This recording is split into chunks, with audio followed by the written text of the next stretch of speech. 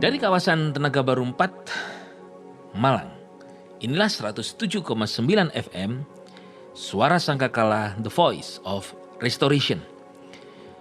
Bertemu kembali dengan saya, Pastor Kukuh, dalam program Dufan atau Dunia Firman.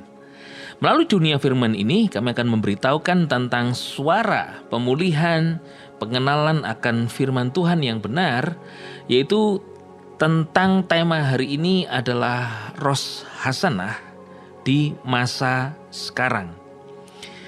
Apa itu Rosh Hasanah?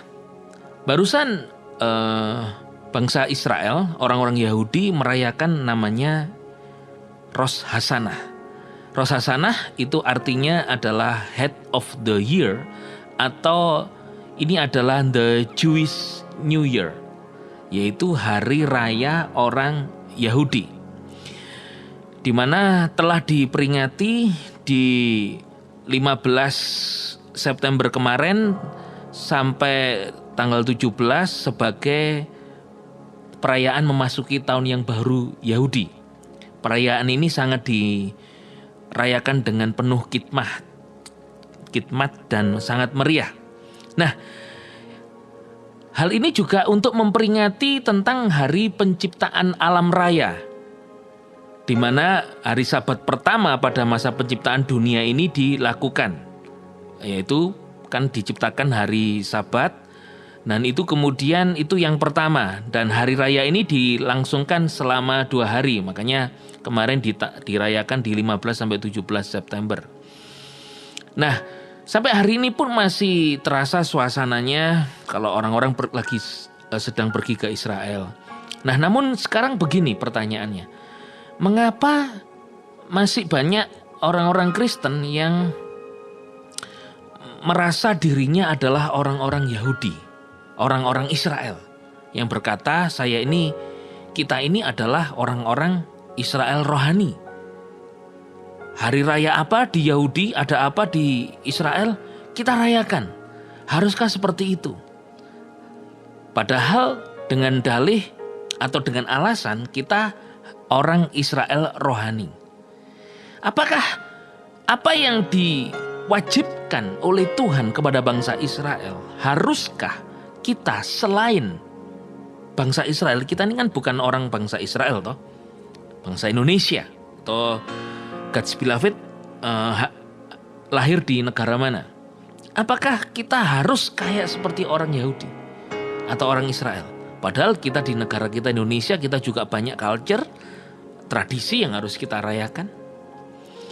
Nah, saudara, di hari raya Rosh Hasanah ini atau tahun baru Yahudi ini, di sana Rosh Hasanah biasanya dirayakan dengan memakan irisan apel yang dicelupkan ke dalam madu. Jadi ada apel dan madu. Ada beberapa waktu yang lalu, bulan lalu waktu Rosh Hasanah, saya tidak kebetulan berada di Jakarta, dan saya ada rekan di sana. Saya diundang di gereja itu hanya untuk menghadiri saja. Saya hadir dan merayakan Rosh Hasanah, tapi tidak pakai atribut Yahudi, pakai atribut suku-suku bangsa di Indonesia, tapi merayakan ibadah Rosh Hasanah gitu. Dan di sana saya juga waktu masuk ke gereja itu diberi apel dan madu. Orang-orang Yahudi yakin kenapa mesti madu dan apel, karena apel punya khasiat penyembuhan dan madu menandakan harapan yang baru dan menyenangkan, sehingga mereka berharap masuk ke tahun baru nanti hidupnya sehat, kuat, dan punya harapan baru gitu. Tidak ada yang masalah dengan hal itu. Lalu juga ketika di hari raya Rosh Hasanah itu banyak orang Kristen berkata, wah, ini adalah tahun kan 5784 Alien Dalit, Ayin Dalet gitu ya. Mohon maaf, Ayin Dalet, tahun pintu terbuka, the year of open doors. Percaya, kemudian mengadakan satu semacam tradisi ritual, membuat sebuah pintu gitu. Kemudian kita memasuki tahun baru, percaya, dapatkan berkat baru. Kalau itu hanyalah sebuah tindakan iman, no problem, saudara. Lakukan. Saya pun juga lihat pintu dibuat itu, wah saya ikut masuk. Tapi bukan berarti kita, ikut-ikut orang Yahudi. Tidak. Ada satu alasan hari ini. Dulu Tuhan memerintahkan kepada bangsa Israel untuk selalu mengingat Yahweh Elohim. Mengingat tentang Tuhan supaya mereka tidak menyembah Baal, berhala, dewa-dewa yang lain. Hari ini saya dan saudara dalam Galatia 3 ayat 29. Dan jika kamu adalah milik Kristus, maka kamu adalah keturunan Abraham dan menjadi pewaris dari perjanjian itu.